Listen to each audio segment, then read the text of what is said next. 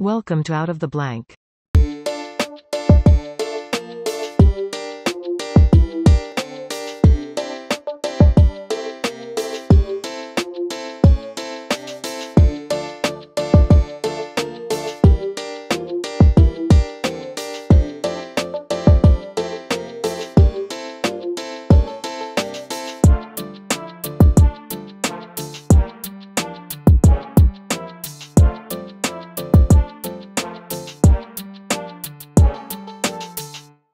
Welcome to another episode of Out of the Blank podcast. I'm here with David. David, it's a pleasure to have you on the show. Can you please introduce yourself to everyone out there listening?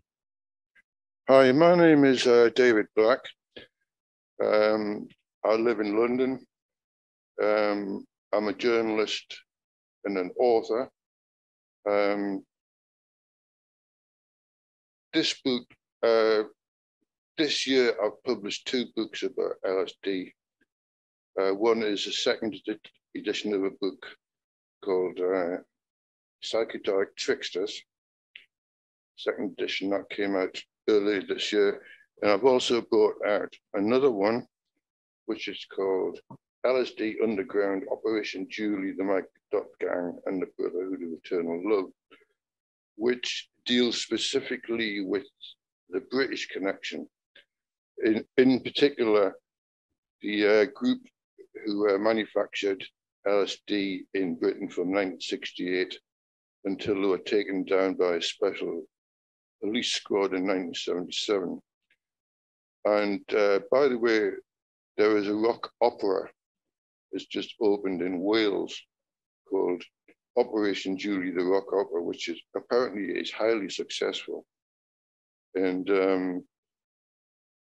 that launched just this weekend. So there's a lot of interest in these hippies who supplied all the pop festivals of the 1970s with LSD. So that's what I've been writing about recently. I think with that rock opera, they're probably handing out free tabs of LSD. Maybe that's why it's so popular, or unless it's really, really good. I have no clue. I haven't seen it. I hear it's really good. Okay.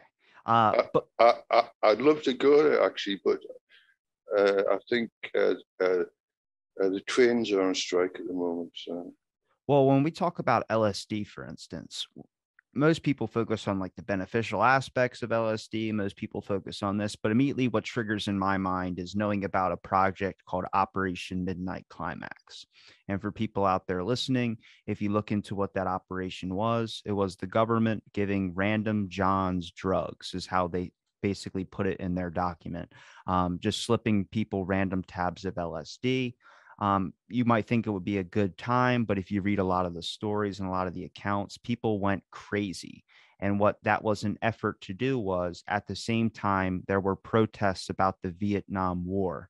A lot of people that they would label hippies were sparking up saying they didn't want to go to war with Vietnam. And they thought by drugging these random people, people would associate that type of drug craze with hippie drug craze. So then it sparked up this whole movement called the anti-hippie movement, so they can continue their war efforts in Vietnam, because apparently the hippies were protesting so much it was lasting an impact. Now that's where my brain goes. So I'm curious to where you even like when you write about LSD, are you focused on what I said earlier about the beneficial side? Are you focused more on like the kind of the corrupted, weird history with LSD, where it seems like it's kind of been used in some type of, I would say, unlawful manner? Well, there are two sides to it. I think possibly the way to start is to take it back to when LSD was discovered in 1943 by Dr. Albert Hoffman, who was the chief scientist at the Sandoz Corporation in Switzerland. And April 19th, 1943,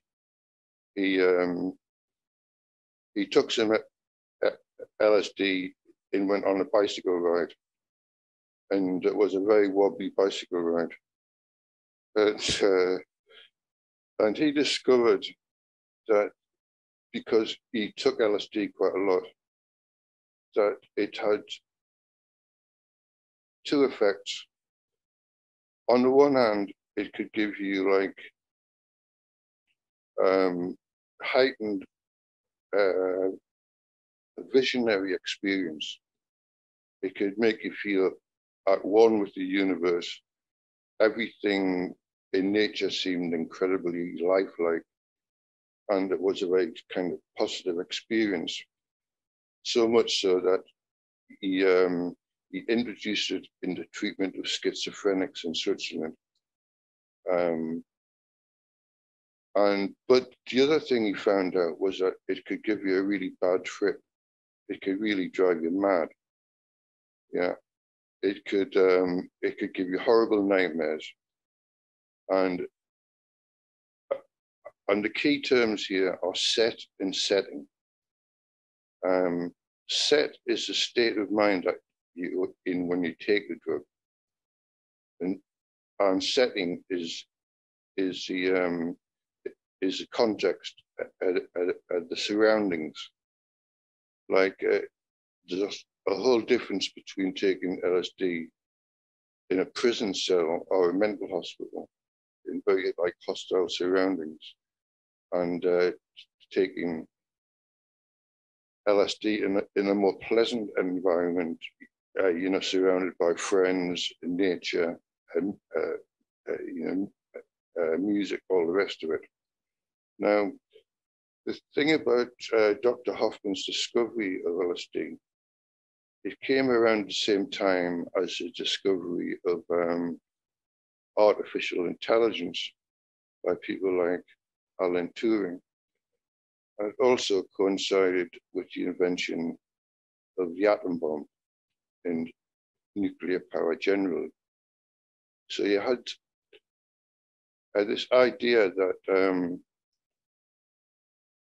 because Hoffman described it as an atom bomb of the mind, and he speculated that with the invention of the atom bomb and with artificial intelligence, that we might be looking at Armageddon.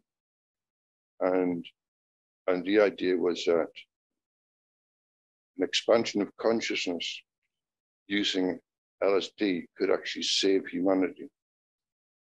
Now, what happened was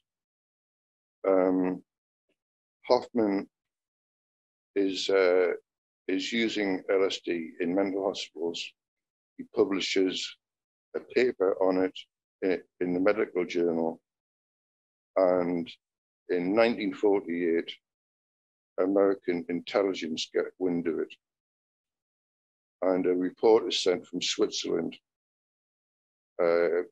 because I think they just set up the CIA at the time, and they had people inside the Sandoz Corporation reporting on what was happening, and they wanted to know exactly what was going on. So eventually, a consignment of LSD found its way to America.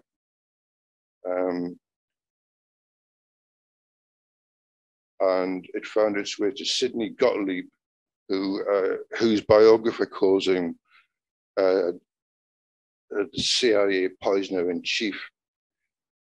And the CIA start what has become known as a mind control program, and MK Ultra is part of that. So the CIA, the way they do it is they recruit people in either wittingly or unwittingly in hospitals, in prisons, in universities, and experiment on people. Sometimes with their knowledge, sometimes not with their knowledge. And the official line on it is that LSD is a psychosis-inducing drug. In other words, it can drive sane people mad, and it can induce the effects of schizophrenia. And from a medical point of view, a very naive medical point of view, inducing schizophrenia could actually help to cure schizophrenia. So then, under MK Ultra, the covert use of LSD by the CIA becomes operational, and they start using it in interrogation techniques in various prisons all around the world, and they do some very bad stuff. A lot of it is being written about, but the unfortunate fact is that it, in the aftermath of Watergate, when American journalism started to investigate exactly what the CIA had been doing, Sidney Gottlieb destroyed all of the operational files of MK Ultra and associated projects. So it's a bit like the burning of the library in Alexandria. It was like a fantastic exercise in historical vandalism. It means that all this information has been lost. But thanks to a few journalists like Tom O'Neill and John Marks and a few others, Martin Lee, who was the author of Acid Dreams, they managed to put together a pretty good picture of what was happening. And basically what was happening as regards to CIA was they tried to weaponize it, and in some cases it succeeded, especially as regards interrogation techniques. And say, like, if you wanted to destabilize a government and your political target was about to go on TV and make a speech, spike his tea with acid and have a nervous breakdown in front of the TV cameras, and that's precisely what would happen. It was also used on Viet Cong prisoners in Vietnam. That's the Phoenix. That's the Phoenix program, is what you're talking about with the Viet Cong. That's part of the Phoenix program. Yeah.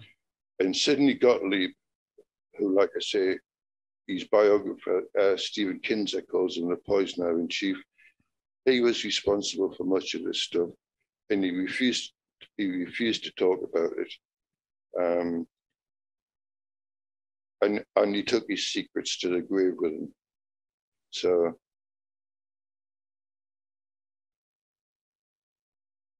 now, if we go back to the 50s, a lot of the people who were doing the experiments in hospitals weren't of the CIA mentality, and they did not view LSD as purely a psychosis-inducing drug. And they found that it could help recovering alcoholics. They found it could heighten artistic creativity. It could induce a feeling of a oneness with nature. And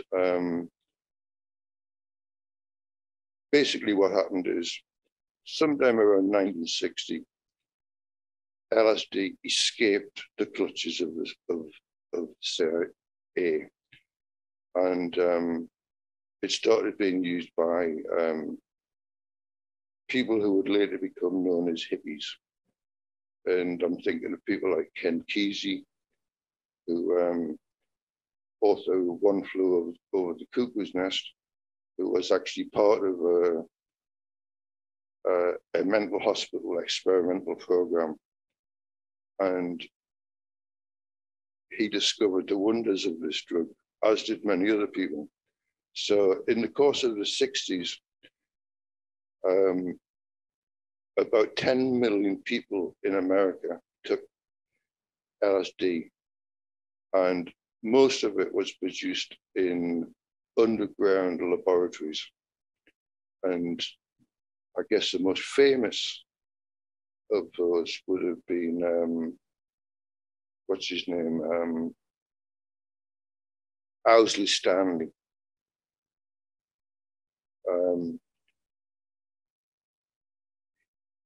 Steely Dan wrote a song about it called Kid Charlemagne. And he supplied all of the big pop festivals in the States, you know, Woodstock, Monterey. He was a massive part of the hippie movement. Well, even the guy from the Grateful Dead produced over like 100-something thousand tablets of LSD as well, too. Yeah.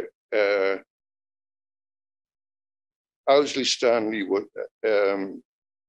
he met the Grateful Dead in '66, and he was supplying them with acid. And he was also interested in electronics, so he became the Grateful Dead sound engineer.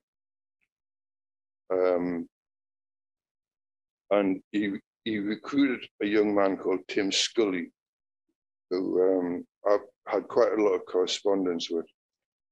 And Tim Scully is basically a scientific genius. And he became Bear Stanley's apprentice. And he set up a lab in Denver, which manufactured very high quality LSD. And the idea was that they were going to change the world. That LSD was going to affect the consciousness of millions of people around the world. It was going to make them anti-war. It was going to make them more aware of the environment, you know, make them more green, basically. And Tim Scully had this scheme to manufacture, like, he told me that the aim was to manufacture about 250 kilos of LSD, 10 million trips per kilo. Do the figures. That can blow the minds of a lot of a big proportion of the human population of the planet. And that's what he tried to do. And like all good causes, they're open to corruption. So psychedelics, it spread amongst the population, but not in a spiritual, political way as had been intended by Bear Stanley and Tim Scully. It became an outlet for, well, basically hedonism. So well, you said a lot of interesting points I kind of want to touch upon.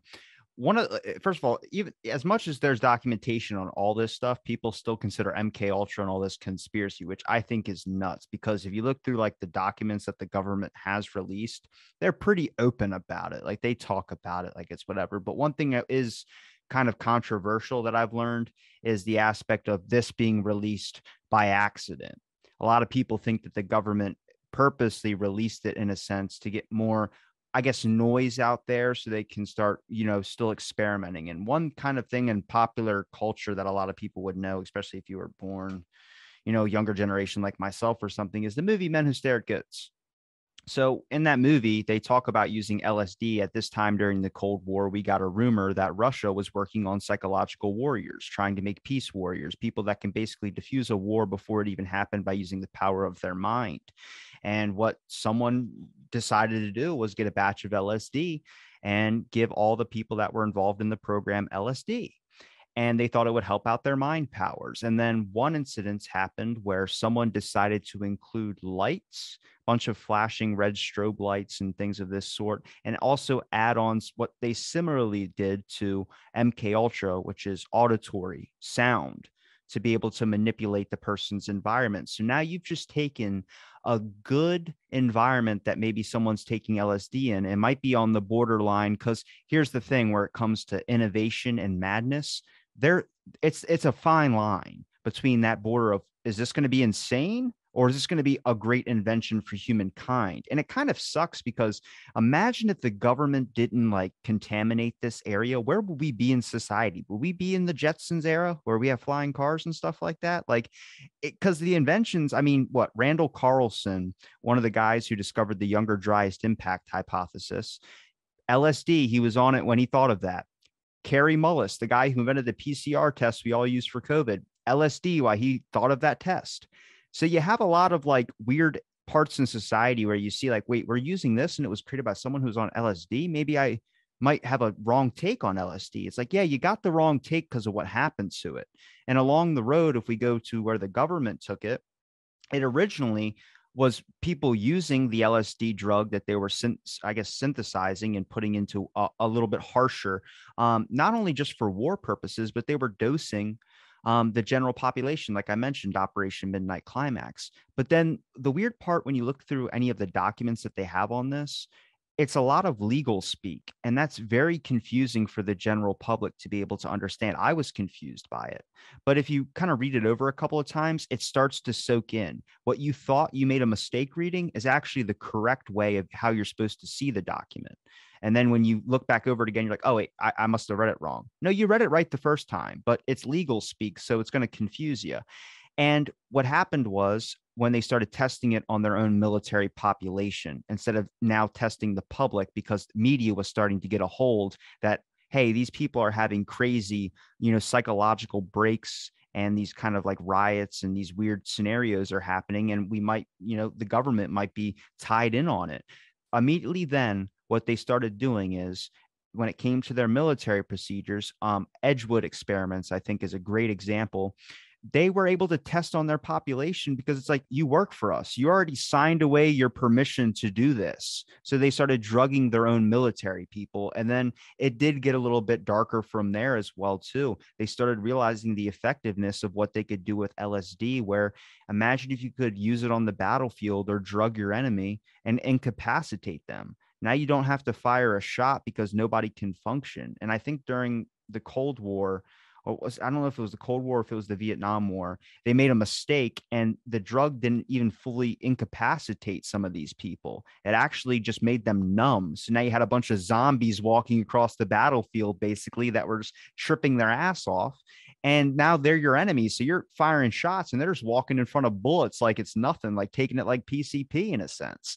And it goes down these weird rabbit holes where it's like, if the government would have never gotten a hold of it, would it be something that we would be way past where we're at today in society? I mean, just like you mentioned, I read an article about it as well, too. Facial recognition AI stems from LSD. You're like, hold on a second. We could have been here faster, but we've taken this long route around because something tried to contaminate or corrupt a certain aspect that could have actually progressed us into the future. Well, in the early 60s, there were scientists who are now called futurists, who are trying to develop new technologies. I've had a few on the show. Yeah, and they administered LSD to people working in electronic engineering, and they found that they could solve electronic problems, to do with circuits and the like.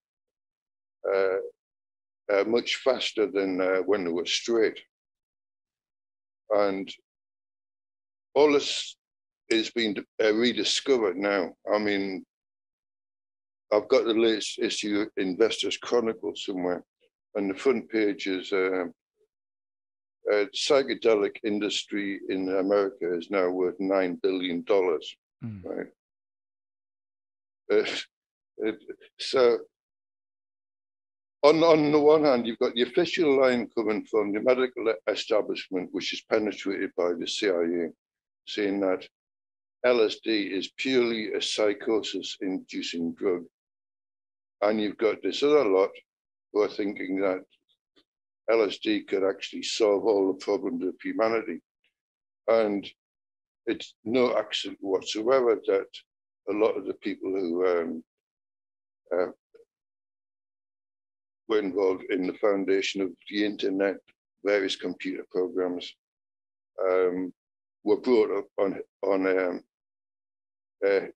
hippie communes in the 60s and 70s, and got the first intellectual insights through taking LSD. By this time, I think that the CIA, well, I think from the early 60s onwards, the CIA realized that it couldn't be weaponized as a battlefield weapon, because if you spray it on a battlefield, it won't be effective. You know, it's not effective as an aerosol. They did use certain other drugs, such as BZ, which is a very nasty substance. And there are reports that they did use it in the battlefield, although, like I say, Sidney Gottlieb destroyed the files. But so I think the American establishment was so afraid of what it unleashed, and they saw all these young people like involved in the civil rights movement, in the anti-Vietnam War movement, who were, you know, changing their consciousness, so they clamped down on it. So you had a lot of legislation that effectively criminalized LSD production, and a lot of people, you know, paid the price, doing long terms of imprisonment. And also, so far we haven't mentioned Dr. Leary, Timothy Leary, who was a very establishment psychiatrist who started experimenting at Harvard on graduate student volunteers with psilocybin. And then he was introduced to LSD by an Englishman called Michael Hollinshead. And Timothy Leary became an LSD proselytizer. And he was never that, by his own account, he was never far from the CIA. The CIA were always watching him, always watching what he did. In 1971, he escapes from prison. He goes to Algeria. He stays with the Black Panthers, which are led at the time by Eldridge Cleaver in Algeria. Part of his mission is to turn on Eldridge Cleaver with LSD. He does that, but Eldridge Cleaver isn't really affected by it. He's still like, well, to be blunt, a mad Stalinist. So then, you know, Leary goes off to Afghanistan He gets deported by the DEA. He then comes back. He's locked up. He talks his way out of prison by naming names. And he comes to the conclusion that he's always been held by the CIA, which is an intriguing thought. You know what scares me the most is how like comfortable they all became with it. Like you're basically handling a drug that is known to make people go into like, at least the way that you've formed it in a sense, has been made people snap. You know, there's a breaking point with a lot of people. And actually, you mentioned something earlier about going to hospitals and these types of, you know, dealing with people with schizophrenia was like, that was a lot of what the government did back in the day. There's a lot of like old hospitals and situations where they were dealing with people who are maybe mentally challenged, split borderline personality disorders. Actually, those were the starter tests for MK Ultra, and they actually circled back to it later. When you ever hear the word sleeper agent, people go, all right, yeah, mind control. It's like, well, mind control was just using a mind altering drug. It makes more sense than the way the movies do it, where they're, you know, sticking something to your head and they have a brainwashing machine. No, it's literally something that you can't even explain. Ask anybody to explain a drug trip. They'll explain to you something that nobody else will ever have that experience of. And I doubt they'll have that same one again. It's so mind altering and mind bending. And that's a sensitive thing where if you're a person, you know, your buddy's taking LSD, you want to make sure they're having an okay time. You don't want to freak them out. But if you're trying to figure out what this thing can do to the mind, that's a different route. And now you've entered darker territory where you're going to try and make the person have the worst experience to see what happens and how will they recover from it.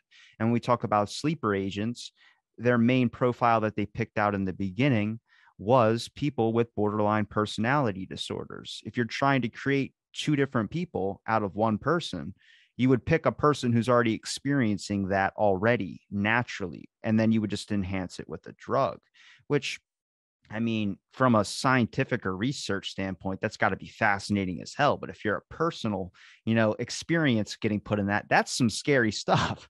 Like that's not exactly ethical. That's not right. But to them, I mean, I think one of the biggest ones that I came across when I first started learning about all this stuff, way before I even had a podcast, was a thing you can look up on Wikipedia. There's actually an article about it. It's called the Willowbrook State School. Now, when you see it, it just pops up a brief little description of what the school was. It was end up being like, you know, closed down and everything like that.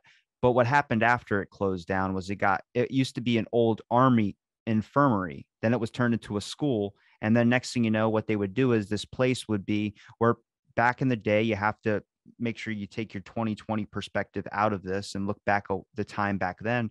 They didn't know what mentally challenged was. It was a lot of people just sent their kids off places. And what these parents would do was drop their kids off at this school who were mentally challenged and really never check on them. And at that point, the government looked at this is a great place to start trying out some of these experiments. And you can look up the photos online, anybody out there listening. It's horrible stuff. They had 100 people that were mentally challenged, packed in a tight little closet-like room, naked, and they'd spray them. There was like crap all over the floor. It's a horrible experience, but they looked at it as this is a great way to test out these drugs and see what they can do. You know, they injected them with a bunch of things. I think one of them was tetanus. They had like these weird ways of like trying to manipulate different strains of things. And they also tested drugs as well too. So it's a weird dark history when you really dive down, not even just LSD, but with drugs in general and the ties with the government. But what bothers me the most is people that think this is all like conspiracy talk. And I go, I don't know how to fix that way that we think about that stuff. Because I mean, everything you just laid out to me, there's evidence to go look that up and find it as well, too. But people hear it and they just want to tune out. And I'm like, you got to understand, like, you need to recognize a lot of these issues that are going on, not necessarily now, maybe in different forms, but just how things end up becoming corrupted in a sense. I mean, this is the most transparent example. There's evidence to prove it. I think what was interesting to me is there's an interview with Howard Hunt. I don't know if you know who he is. He's a agent that was one of like the Watergate people, but on his deathbed, he made a very incriminating video for his son because he wanted to confess to his son. And one of the things he goes, yeah, in the CIA, we had ideas of even slathering LSD on a driver's steering wheel and hoping that that person would just, wreck their car or something like that. Like, you're just like, it doesn't matter if you were just talking about it. The fact that you had that idea in your head and you work for our government, I don't know if I'm scared or fascinated, but it's both. Right. And it's not just drugs, right? Because it also involves hypnosis and also experiments in extrasensual perception, which I could come back to, but we were talking about like remote viewing. That was Men Who Stare at Goats movie. No, there was a guy called John Gittinger who was a CIA consultant, and he used to do personality tests. And the idea of the personality test was to determine how people would react if you gave them various drugs. For example, he did a study of mental hospital patients who worked in a kitchen in the mental hospital. And he found that the cooks were people who could retain information in their heads and make various decisions. And there was people who were washing the dishes who he called externalizers, who had a personality where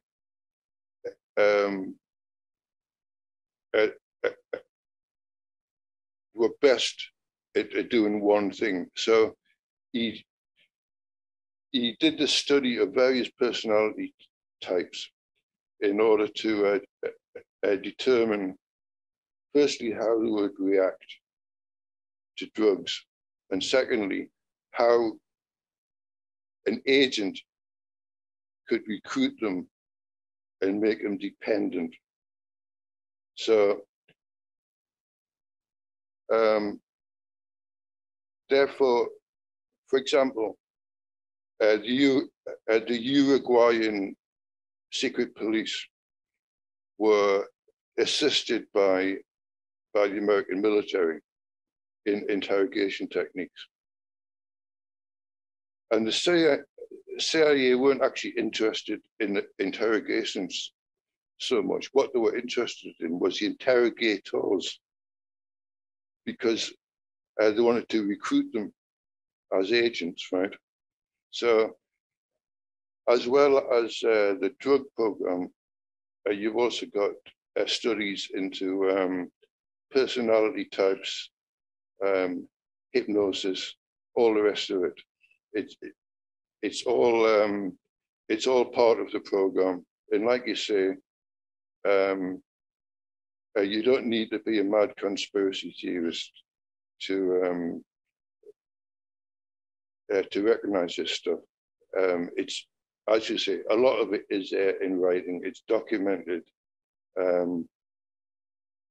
In my view, there is no overarching conspiracy, say, involving the Illuminati or whatever, but there are a lot of conspiracies plural, and there are factions within the CIA.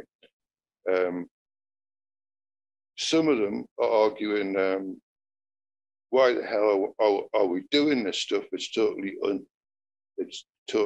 unethical.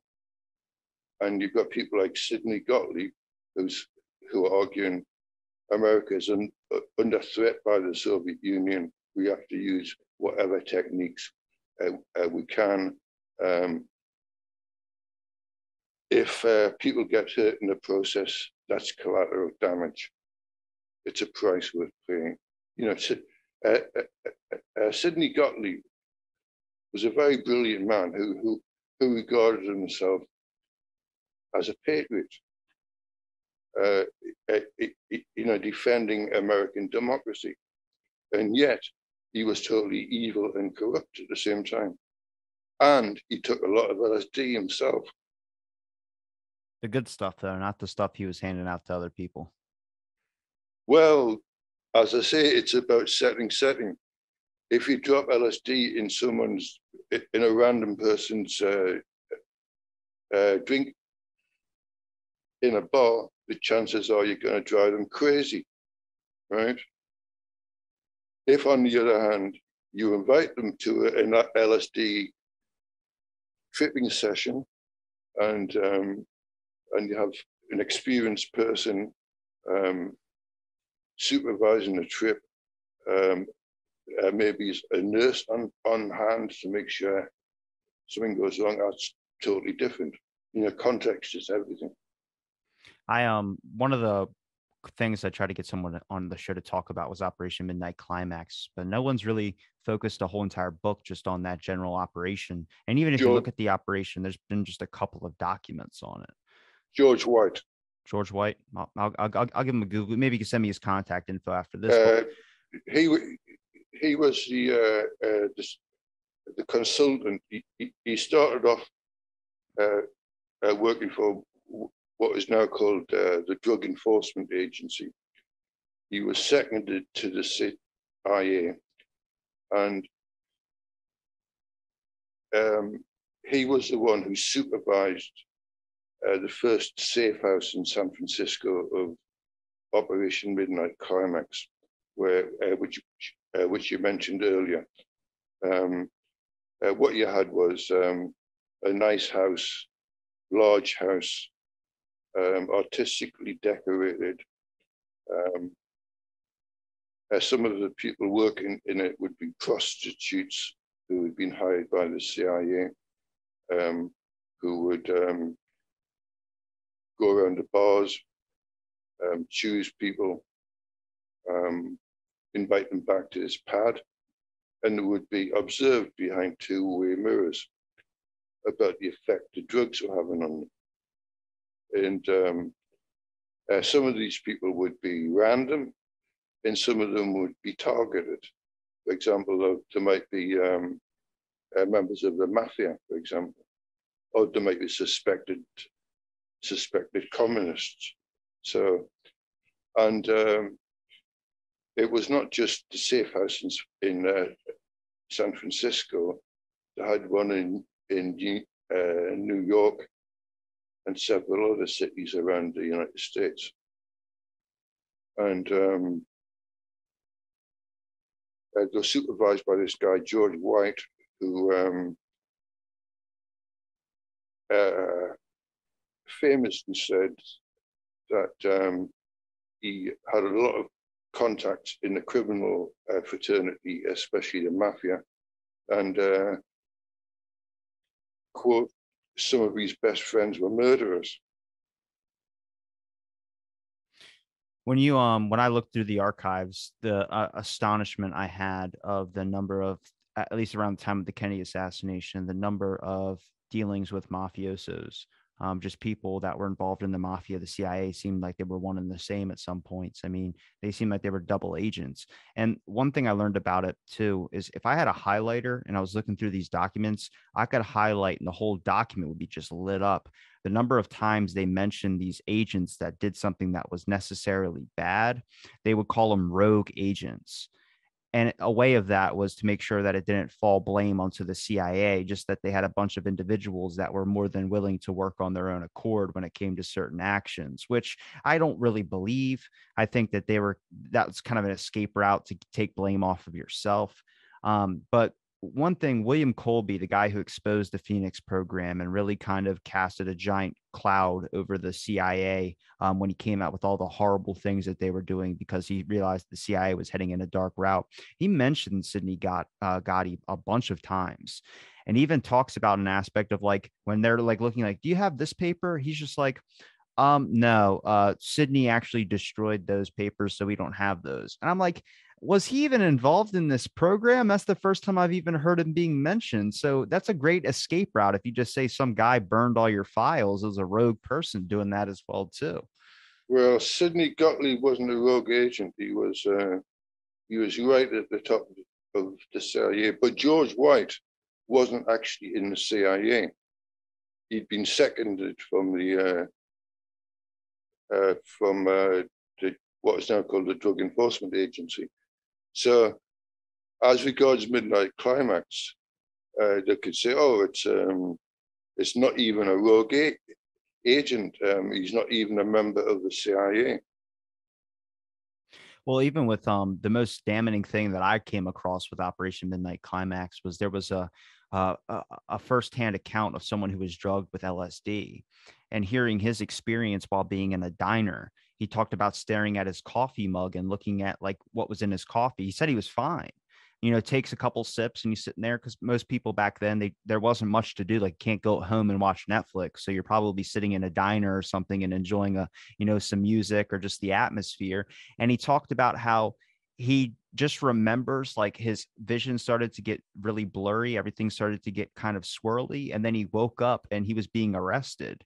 And apparently he threw a chair through a window. He did a bunch of crazy things. And this was at like the time where Operation Midnight Climax was in its prime, at least that's what they suspect. And hearing that, you're just like, what, like you're just like, what, like we understand the government does some things and what they would consider things that we don't need to know because it's, I mean, I can understand that, I guess, from like a confidential national security issue, but what the hell are you doing that's in the fate of national security where you're drugging just a random dude enjoying a coffee? Like, I don't get it. But I mean, at the same time, there's probably a perspective I don't see from it. But to me, that was just fascinating. I mean, if you look into like some of the MK Ultra projects, they talked about how they would give people these types of drugs. And one of accounts of one of the people that were involved in it talked about being placed in a hole where his eyes were covered like with like a blindfold and he had headphones on. And what he would recount is what felt like snakes being dumped on top of him, but apparently they weren't snakes. But the visual stimulation, what the brain's imagination started doing to, create these things that weren't there. And it's just like, I mean, if they sign on to it and they're happy to do it, my issue is when they don't sign on to it and they're just like, hey, you work for us, so we're just going to test some things out. Yeah. And I guess you've heard of the case of Frank Olson, right? I'm not too familiar. A CIA consultant who worked at Edgewood Arsenal in Maryland. Is that Dr. Delirium or whoever it's called? They call him in the documentary. There is a documentary about it. I can't remember the name of it. But Frank Olson was doing lots of experiments. In a number of the experiments involved monkeys. And you're actually talking about thousands of monkeys being killed through these horrifying experiments.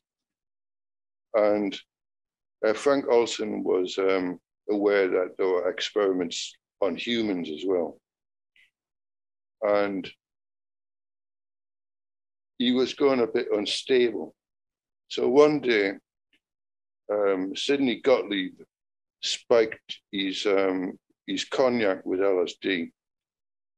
And the next day, Frank Olson walked into the office and says, I want to resign. And Sidney Gottlieb's orders were, this guy can't resign. He knows too much. So he was then taken to New York. He was still recovering from being surreptitiously dosed with LSD. He was taken to see a CIA psychiatrist in New York called Dr. Harold Abramson. He was lodged on the 11th floor of the Statler Hotel in New York, along with a couple of CIA minders. And he ended up falling out of the window. Jesus Christ. And the whole book about it is called A Terrible Mistake. If I had a nickel for every time someone led a story like that and then ended with something like that, I would be a rich man, dude. I'm telling you, I have never, and it's like the Clinton body count. Like when I'm looking through the list, it's like 2 shots to the back of the head. But then you're looking at like the number of people that either fell out of a fucking window, or let's bring up my favorite example, William Colby. Worked in the CIA for like 20 something years. Next thing you know, he's retired. He's eating dinner in the middle of the night, decides to go kayaking. And then, I mean, his doors were unlocked. They find him like 6 days later floating on an island or whatever that is. Like, that's suspicious. Even friends of his have said that's suspicious, where I just start going, it's not like talking about this is not meant to scare anybody. It's just meant to talk about like these are things you can question, and the idea that a lot of people don't know about these things, a lot of people don't want to know. It's like, I get if you don't want to know, but damn if it's not fascinating, dude. I mean, taking somebody to an 11th floor, do you think that they killed him? Like, you end up falling out, did they drug him too much and then he fell out, or did they do something else? Well, there are various theories about it, but the most likely one seems to be that this guy knew too much, and he'd become totally disillusioned with his job, and they couldn't trust him to keep his mouth shut. So therefore, they threw him out the window. Because that's what they did at the time. Lots of people went out the windows in skyscraper. You just had to be suspected of being a security risk. And Frank Olson was definitely a security risk. If he talked to the press, the whole MK Ultra program would have been blown up before it even got off the ground. In Sidney Gottlieb's career would have been finished. So therefore, they had a motive to murder Frank Olson. And his family eventually found out about it 50 years later, in the aftermath of the Watergate revelations. They even met Sidney Gottlieb and said, you know, what happened to my father? And Sidney Gottlieb says, I can't tell you. Yeah. So, and that was very early on, when I was about 1952. So, Well, I'm surprised the number of people that do end up saying something. I mean, even when I'm gonna pull up this right here, just a little bit of proof when it comes to some of these things, because people are like, well, where's your evidence on this? Well, I'll pull some up here in a second. But when it comes to the number of people that do say something, I mean, if you look at all the number of people that refuse to do interviews or refuse to even talk about a certain scenario like the Kennedy assassination, you start looking through their documents. I mean, they have documents from overseas people that I was mentioned to you off air about how they could revive old methods of things. And I'm going to share a screen real quick, just so everyone watching can see what I'm talking about as well, too. It should pop up in just a second. Let me know if you can see what I'm seeing on my screen. yep. So it's the Senate Select Committee request for witnesses on operational substance issues raised. So the Senate Staff Select Committee has not yet actually scheduled DDO staffers who are now on active duty, but a specific request has been made to talk with James Kelly of the EA Division regarding the assassination plot against Chow En-lai. The SSC has also expressed interest in several DDO staffers, including Robert Owen and Nestor Sanchez of LA Division, Arnold Silver, currently a career associate, and Bronson Tweedy, who is on short-term contract in the headquarters. They're just talking about covert action material. And if we kind of like a little bit, where is it? Trying to make sure, I think this is the right document. Controversial specific matters. Officially covered. Here we go. Legal jeopardy of interviewees. In category 3B above, abuses and improprieties. An important issue is how can the legal rights of the individual be best protected in cases where U.S. law may have been violated? The problem of criminal jeopardy probably will not arise in the case of overseas operations, but the SSC could revive some of the domestic improprieties covered by the Rockefeller report, such as the LSD experiments or male intercepts. So they definitely thought about the legal rights of the people that they were going to interview. But if you realize where they say it best protected in cases where the U.S. law may have been violated, the problem of criminal jeopardy probably will not arise in the case of overseas operations.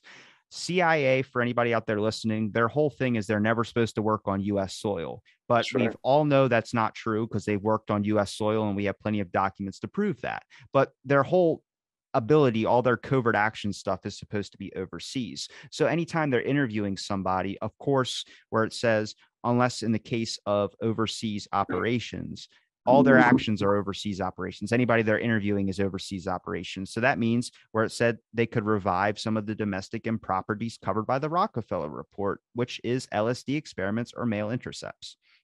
And if there's another document with that as well too. It's like that's 3 pages or like 4 pages, but there's another document before that as well too, and it talks about some of the people that they were interviewing, and a lot of the people that they were interviewing, they had certain protocols of how they would handle the interviews based on 3 different standards. One, if you're interviewing someone from the Soviet Union who has vital information and they've said a bunch of things where now they can't return back to their country and they need to be placed on given a different name and relocated somewhere, based on the information that you got, then that is your priority to do so. Number 2 is if they didn't give you enough information, but they gave you a little bit, still enough to where they can't return back, you're going to repeat the same step as step A. And 3 is if they gave you no information at all, you can revive some of the Rockefeller report things, such as that LSD that they mentioned.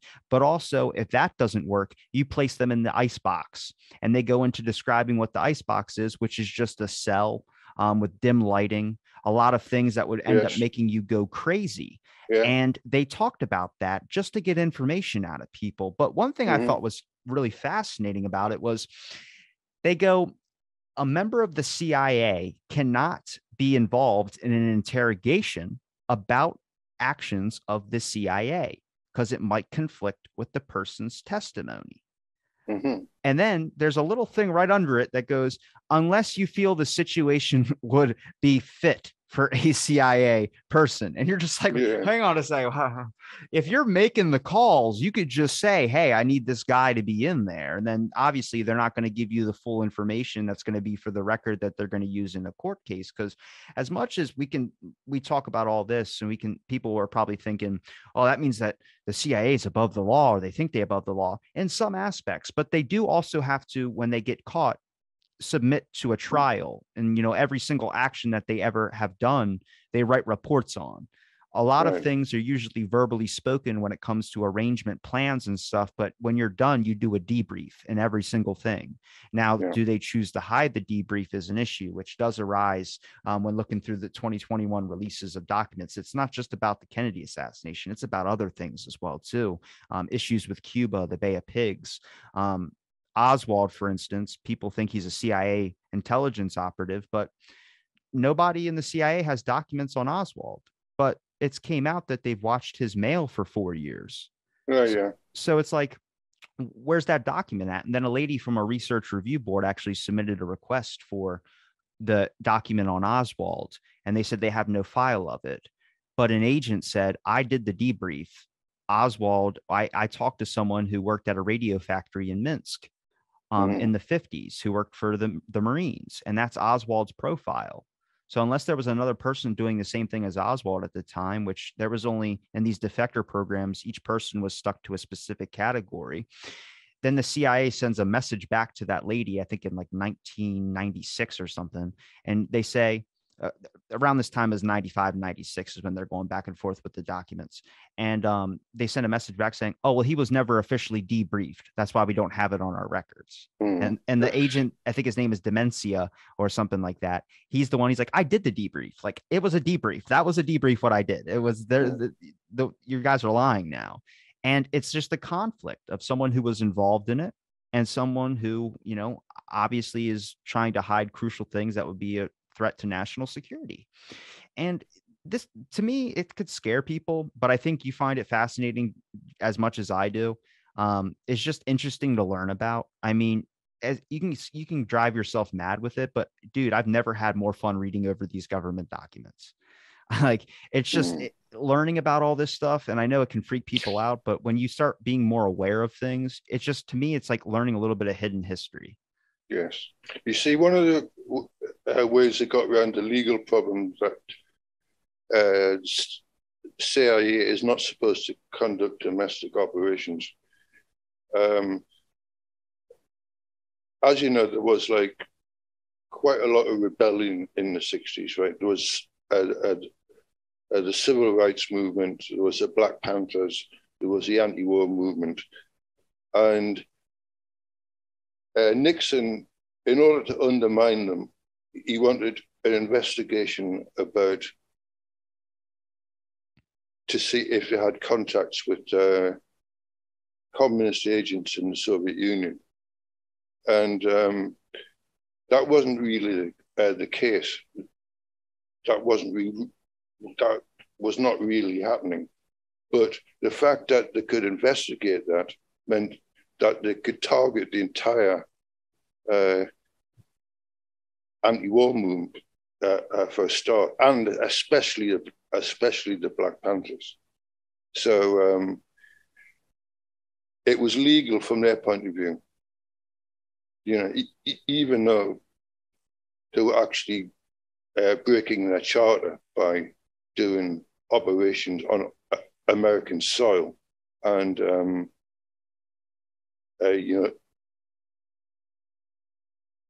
basically hurting people on American soil. It's when, like, even reading with the documents, I understand why they use legal speak. Is because if you try and say what you just said, and that's what it is, but the way that they write it down, it doesn't come off like that. They like try and justify it in the best possible way. And you know the horrors and extents of what they did, and they openly talk about it, but they write it in such a format where anybody reading it doesn't soak it in like how we would normally hear it if someone just read it to us or said it to us. And it's just like, I don't know how, they got away for doing things for so long, and they're still getting away with stuff too. They don't expect people to read through documents like I did or other people do. They just, a lot of the media doesn't need to report on it, which to me is kind of like an issue. I feel like you need to learn what your real history is, no matter how gruesome it is, just so you get a better rationale for.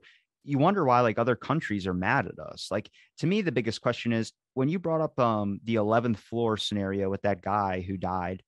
Imagine if you talked about that happened in Cuba, or that happened in Russia, or that happened in China. Every single person would be like, oh, well, that's over there. Why can you justify it if it's overseas, but you can't justify it when it's in your own country? That's what's weird to me, where I just get people to question things, where I'm like, if you think that only, oh, it's over there, it's not specifically for over there. It can happen here too. And that's what you need to be aware of. Because if you talk to anybody from another country that looks into the eyes of America, they have a different idea of what America is. And I think now we're starting to understand what that is, because more information, and it's very hard to hide things on media now as much as they can label things as such. But I think that's important. I was like, because you're living in a fantasy land if you think like you're the heroes of the world. You know what I mean? It doesn't mean that we're like, I'm a patriot at heart, but we're not necessarily. Like, when I start learning the real history, I'm like, this has to be given to the public, openly spoken, and talked to about this. This can't just be something that some person finds in a basement. This has to be something that's said in the right way, not legal speak, but just be honest about it, transparent about it. Because you're going to have a lot of these, what we would call conspiracy people, or you're going to have a lot of issues where people are going to rise up against and, freak out in massive public appearances and things of that sort. It's why we have shooters and things of this sort. Something happened. They didn't just randomly wake up and decide today was a Tuesday and it was going to be this great way to do something. They found something, and it's been hurting them. And you have a lot of hurt people that hurt people. There is certainly a mental health crisis in the Western world, generally speaking. To be fair to the United States, because of your Freedom of Information Act, there is quite a lot of information actually out there. And I wish I could say the same thing for the United Kingdom, but as regards MI5 in MI6, Britain is one of the most secretive societies in the world. Trying to get anything out of them is like, you know, trying to open a tin with a coin. It's, you know, Britain is a very secretive society. And at some stage, I'd like to come back on your show, which I've really enjoyed for the last hour, and talk about the British situation. Yeah, I'm definitely interested in learning more about it. Is there a place where people can find some of your links? If you want to say off where people can find your website, if you have your Twitter, for instance, any other social links, and then I'll make sure I link it in the description as well. Right. My blog, which is very easy to find on Google, is called The Barbarism of Pure Culture. You start there. It's a good name. It's from the German philosopher George William Friedrich Hegel. I'll make sure I link all your links in the description. David, it was a pleasure being able to talk with you. Thanks so much for joining me on this episode of Out of the Blanket. Stay tuned for our next episode.